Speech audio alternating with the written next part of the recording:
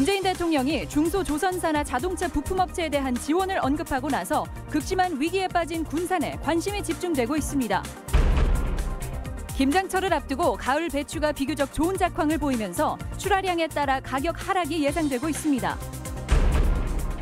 말도 많고 탈도 많았던 군산 BTL 하수관거 사업에 민관 조사가 시작됐습니다. 취재 기자와 함께 이번 조사의 쟁점을 짚어봅니다.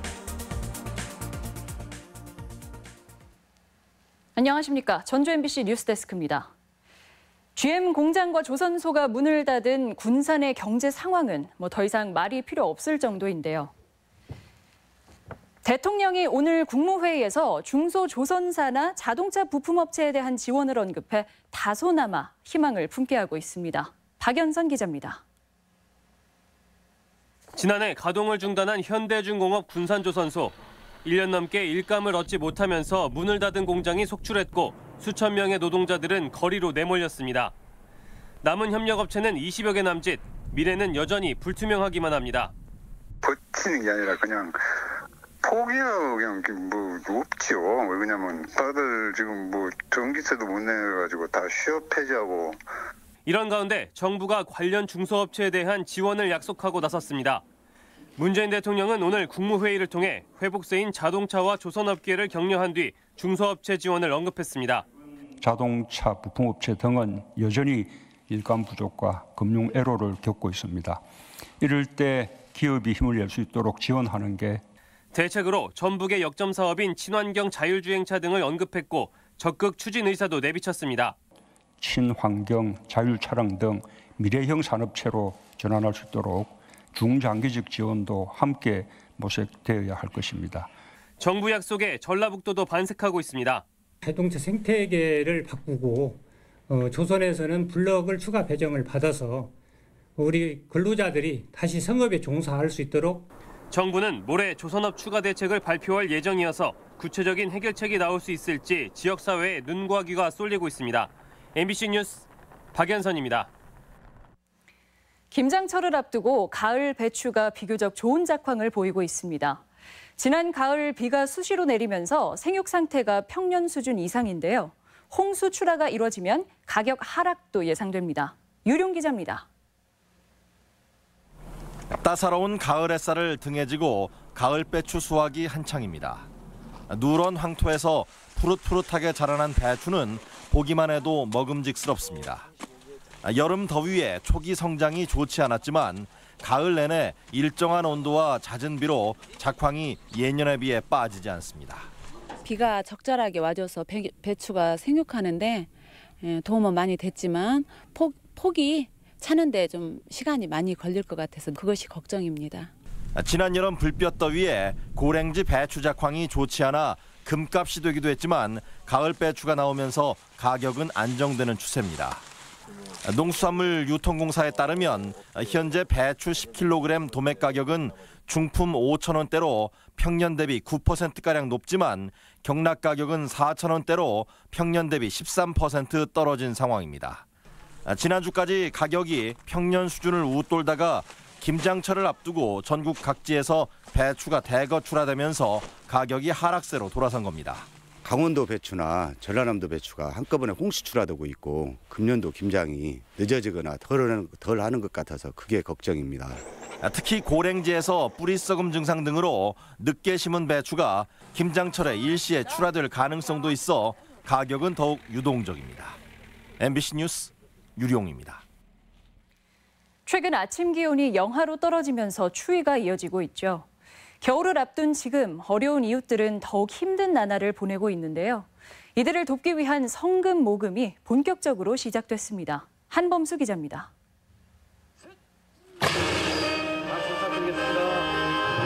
연말연시 불우한 이웃을 돕기 위한 성금 캠페인이 시작됐습니다.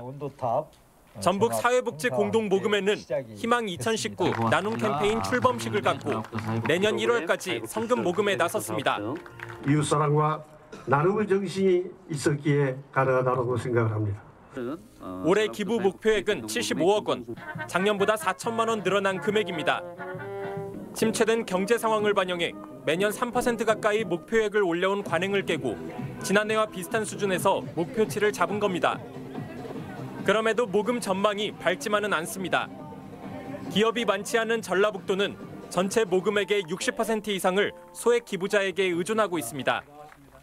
물가 인상과 경기 침체까지 겹쳐 올해는 여느 해보다 기부의 손길이 꽁꽁 얼어붙을 수 있다는 우려가 큽니다. 모금 현황을 알 수 있는 사랑의 온도탑은 전주 종합경기장 사거리에 설치되며 목표액의 1%인 7,500만 원이 모일 때마다 온도계 수치가 1도씩 올라갑니다. MBC 뉴스 한범수입니다. 전주에서 올 가을 첫 얼음이 관측됐습니다. 오늘 아침 전주 최저 기온이 2.1도를 기록했지만 지표면 온도가 어느 점 이하로 내려가면서 지난해보다 20일 늦게 첫 얼음이 맺혔습니다. 기상청은 당분간 내륙 산간을 중심으로 아침 기온이 영하로 떨어져 서리가 내리고 얼음이 어는 곳이 있겠다고 밝혔습니다.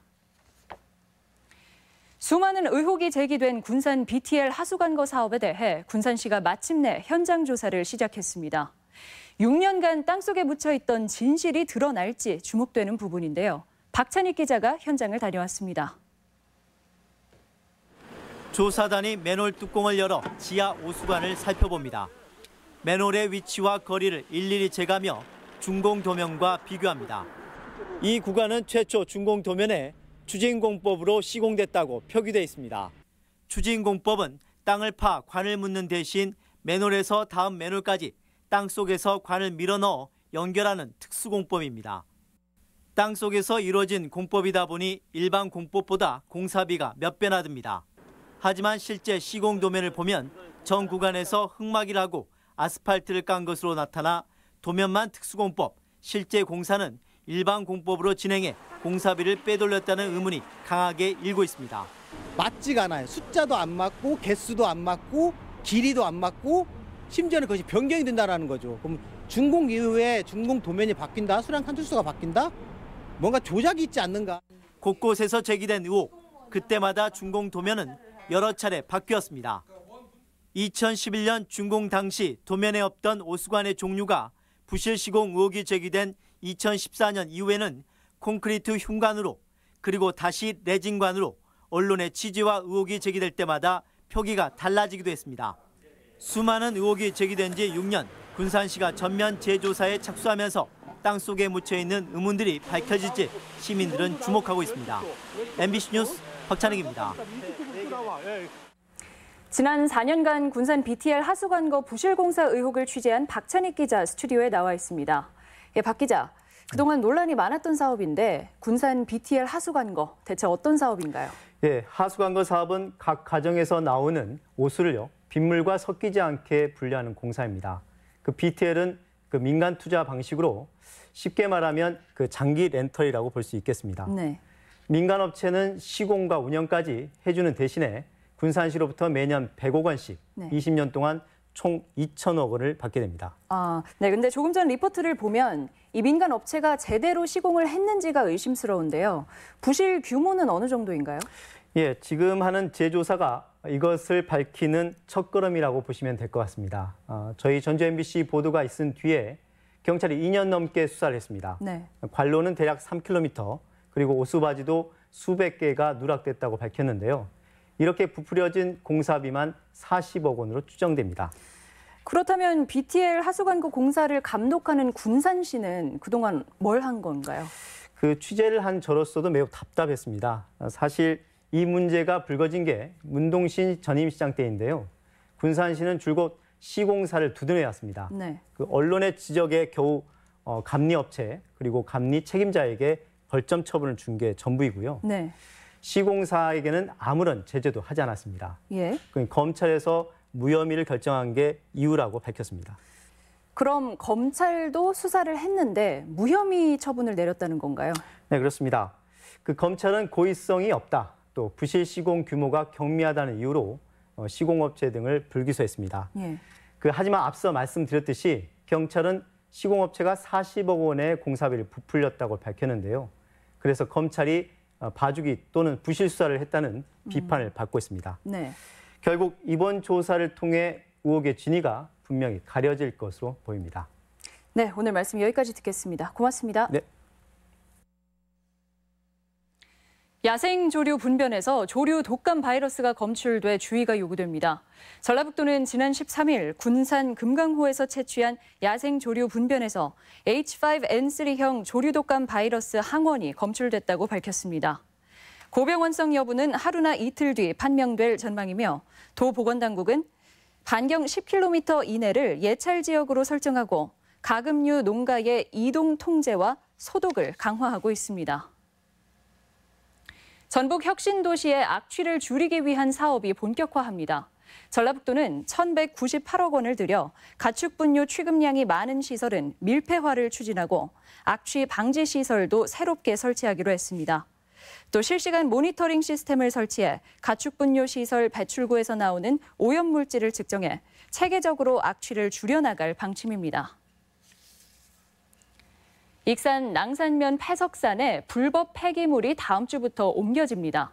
익산시는 불법 폐기물과 토사 143만 톤을 오는 27일부터 옮기기 시작해 1차로 5만 톤을 처리할 계획이라고 밝혔습니다. 또한 복구에 참여하지 않은 일부 배출 업체들의 참여를 독려하고 하루 120톤 규모의 침출수 시설도 가동하기로 했습니다. 도피 8년 만에 붙잡힌 최규호 전 교육감이 묵비권을 행사하고 있습니다. 검찰에 따르면 최 전 교육감은 검거 직후 뇌물수수 혐의는 순순히 시인했지만 구속영장 발부 이후 수사 초점이 친동생인 최규성 농어촌공사 사장에 맞춰지면서 입을 닫은 것으로 보입니다. 검찰은 수사팀을 보강하고 최 전 교육감의 도피를 도운 의혹을 받는 10여 명을 소환 조사하는 등 수사를 확대하고 있습니다. 지금까지 전북권 뉴스였습니다.